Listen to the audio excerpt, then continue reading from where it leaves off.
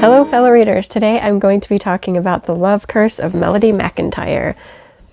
This book is by Robin Taley, and this was one of my LitJoy Crate books that I got last year.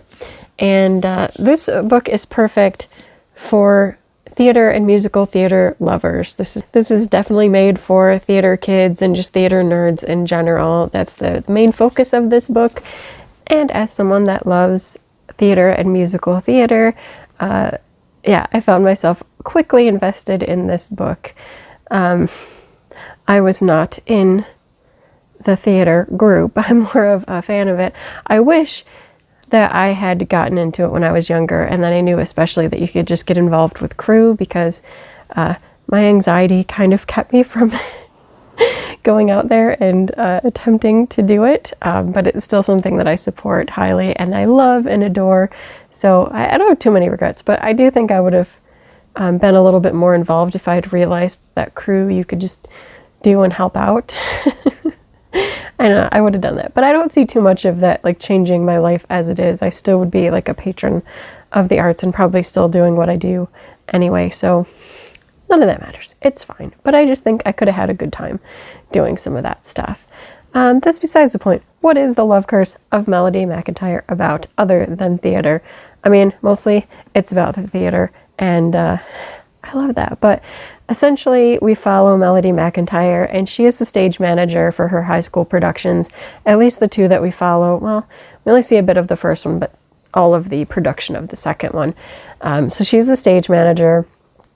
And when the book opens, they're putting on Romeo and Juliet, and she's trying to make sure like all the light cues go and everything is taken care of.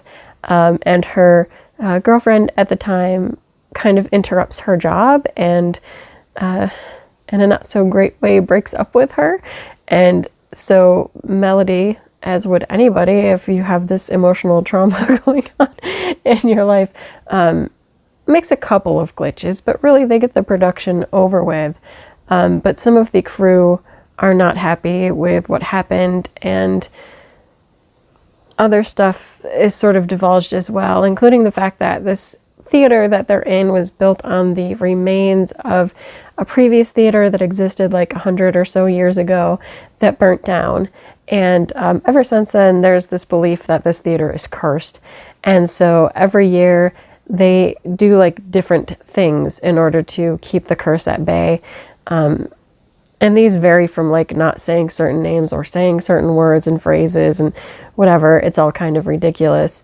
But you soon learn that this is essential to the kids. Like they believe that this is so, at least the kids in the crew. Apparently the cast kids aren't as, like into that. I mean, they kind of go along with it, but it's mostly like the crew. The crew makes sure that this rule for the year is followed. And so they go to have a meeting with Melody. It's getting close to before they announce the spring musical. So they're talking with Melody, and they have come to the decision that all of the bad, like, curse stuff that's been happening, like kids getting sick for production or things breaking or messing up, is all really being caused by the curse, but in turn it's because of Melody, and it's her relationship status. So when she is involved with somebody, it seems like the curse activates and things go wrong. So they tell Melody that they want it to be that the curse at bay or breaker for this spring musical is that she has to stay single. She cannot fall in love with anybody. Which, I don't know, boundaries, whatever. But Melody decides, my heart is broken, I guess. I don't know, she didn't seem like that broken up about it, but she's like, I just had a breakup. It's not likely that I want to date anybody or I'm going to date anybody, so sure. That will be the official thing, is that I will not fall in love during the course of the production. So she writes that in the official book, and then they don't tell everybody. They don't tell the cast. They tell the rest of the cast and crew, because this is like the main crew people. I don't know. Anyway, they decide that, and they tell everybody else that they're not allowed to, I think, say the number 13. And I guess honestly, if you did have that kind of breakup, that is really in front of a lot of people as well, because the mics go out to the other crew members when you're in production, so they kind of heard what happened between Melody and her ex. Maybe after that humiliation, you wouldn't be as open to starting a new relationship. I don't know. Whatever.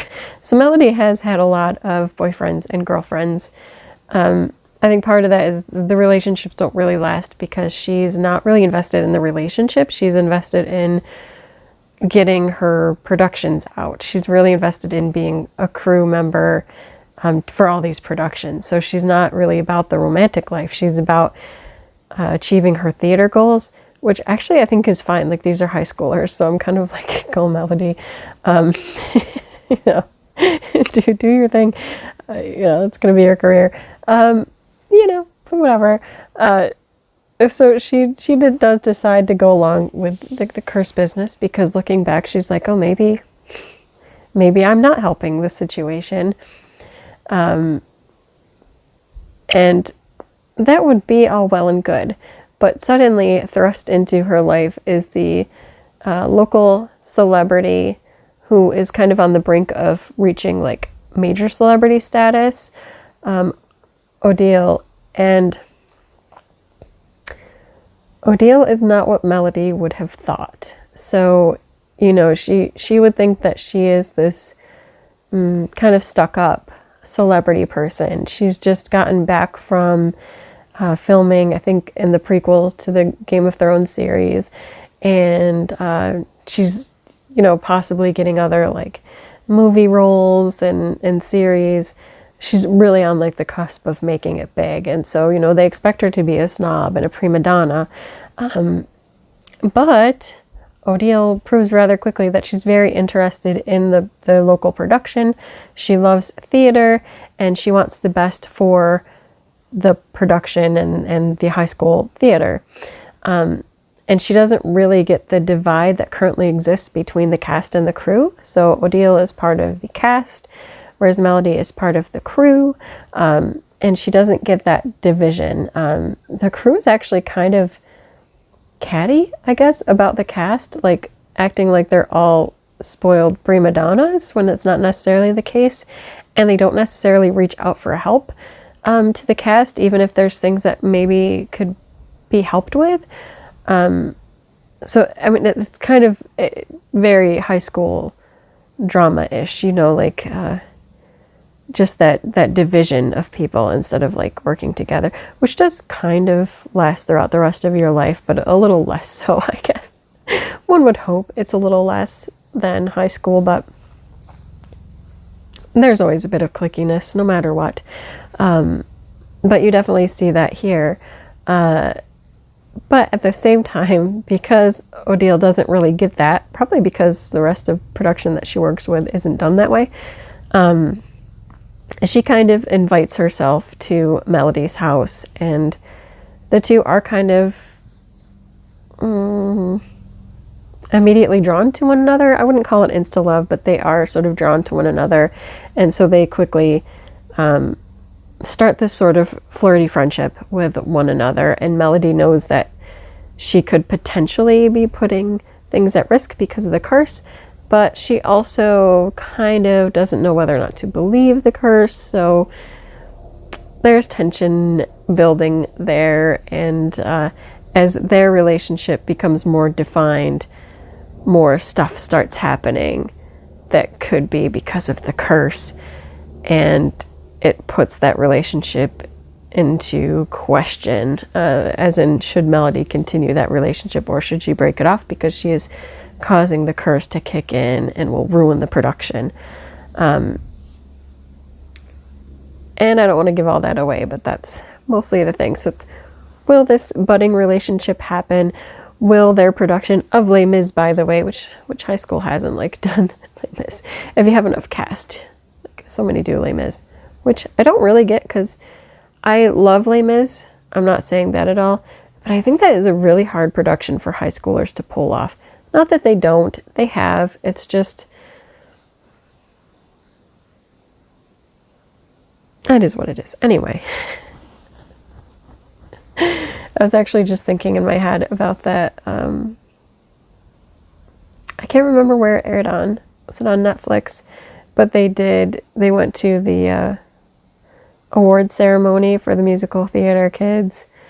And like 2 of the schools that were up were doing Les Mis. So it was like dueling Les Mis. And then like was one of them going to win? Anyway, it just popped into my head. I'm just imagining like one of those high schools being the setting for this book.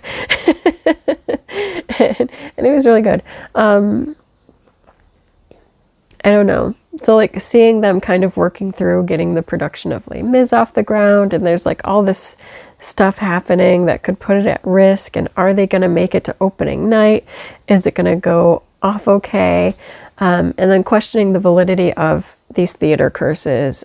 Does it really exist? Does it matter if you say the name of the Scottish play behind the scenes? I don't know.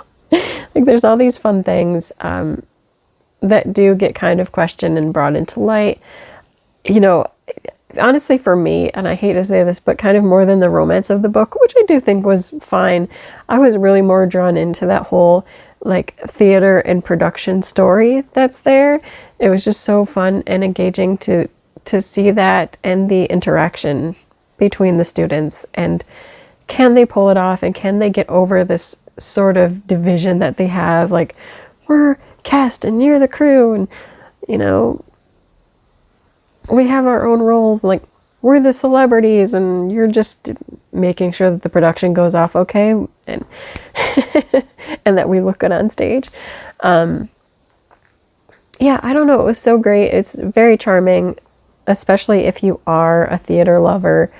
You're gonna like so many things about this book. I did like Melody's overall like character and personality. I think the fact that she was very, and is very driven about her theater goals was so nice to see. She's definitely driven, and also I do kind of like that, you know, the relationships weren't really the major thing in her life, but because that is her character, it was also kind of nice seeing her actually falling in love and not just dating somebody to date somebody. Not that, you know, the attraction wasn't there with her and her other relationships, but it wasn't just about the attraction. It was she genuinely likes this person, and, you know, can they work it through, because they do like each other so genuinely and want what's best for each other. Can they actually make it work? I like that kind of spin. I thought that was good too. I'm still bothered by this fact though. I don't know. I like this cover design, but I don't know who these people are supposed to be. I believe this is Melody, but the rest of the characters don't look the way that the characters are described in the book.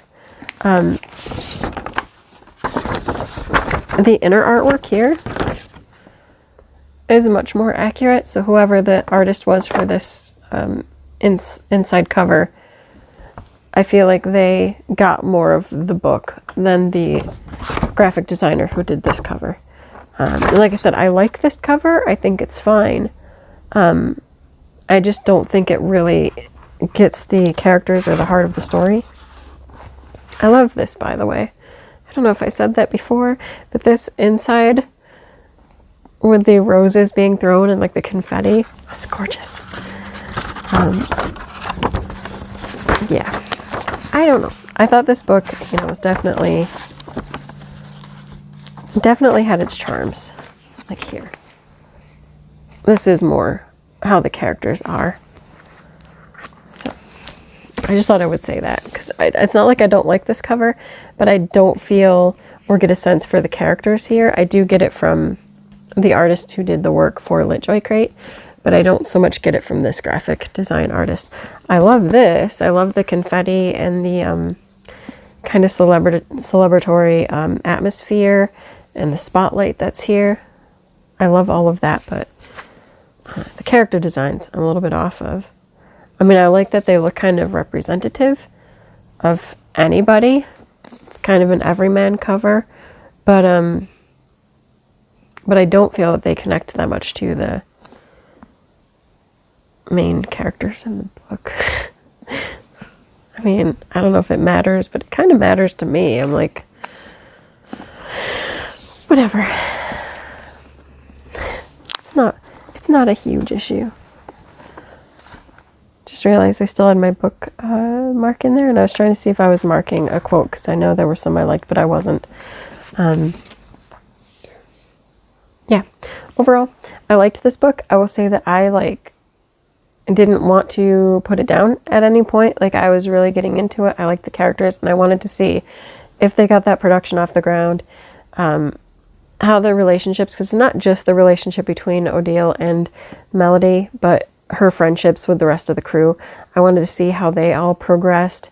I wanted to see what happened with the cast members, because there were some cast members, one in particular that was kind of a jerk, and you really wanted to see what happened there. Yeah, I mean, it kept me engaged. It kept me reading. I liked it. I think if you are a theater kid, or you know a theater kid you want to pass this to, you're gonna like this book. It has so much heart in it. Also, I love that there's a message in the author about how this became like set in an alternate reality, because this production takes place, I think, was it last? I can't remember if it would have been last spring. Yeah, I think it was last spring. It was supposed to take place like last spring. And of course, COVID hit, and the theater world was shut down. You know, we didn't have high school productions. We don't have big Broadway productions. Everything is shut down. So this became kind of like an alternate reality piece, because even though it's set, you know, during 2020, the world vastly different in this book than what we actually had in reality. But she wrote it 2 years ago, not expecting that that would happen the year it was released. Still a great read. Still worth it. Even if it is an alt reality piece. Yeah, so good. I loved it. I think that if you're at all interested, you should pick up a copy. That is it for this video. Until next time, bye.